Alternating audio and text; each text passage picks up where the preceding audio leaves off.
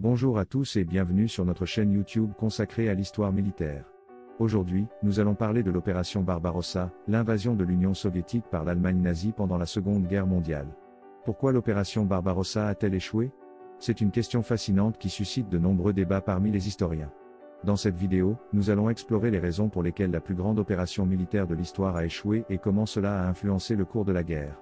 Si vous êtes intéressé par l'histoire, les stratégies militaires et les batailles épiques, vous êtes au bon endroit.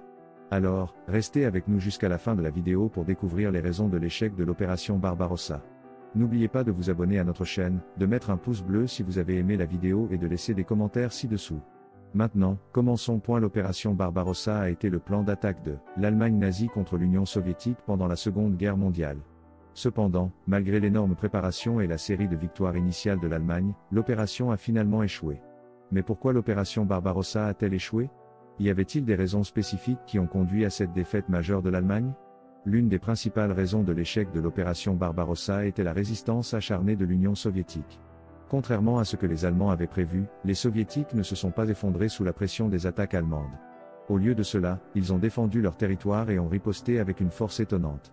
Les Soviétiques ont également adopté des tactiques de guérilla efficaces, qui ont rendu difficile pour les Allemands de maintenir leur avance et de sécuriser leur territoire conquis. Une autre raison pour laquelle l'opération Barbarossa a échoué est la logistique. Les forces allemandes ont été étirées sur une ligne de front immense et les approvisionnements en nourriture, en carburant et en munitions ont été souvent interrompus.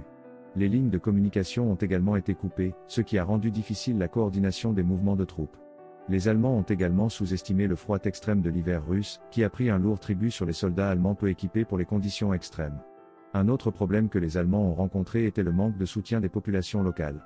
Contrairement à leur conquête précédente, les Allemands n'ont pas été accueillis en libérateurs par la population locale. Au lieu de cela, de nombreux Russes ont choisi de résister à l'occupation allemande, ce qui a rendu la tâche des Allemands encore plus difficile. Enfin, les erreurs stratégiques des Allemands ont également contribué à l'échec de l'opération Barbarossa. Les Allemands ont commis l'erreur de sous-estimer l'importance de Moscou, une ville qui aurait pu être l'objectif principal de l'opération. Au lieu de cela, les Allemands ont choisi de se concentrer sur Leningrad et Stalingrad, qui ont finalement sapé leurs forces et ont conduit à de lourdes pertes. En conclusion, l'opération Barbarossa a échoué pour de nombreuses raisons.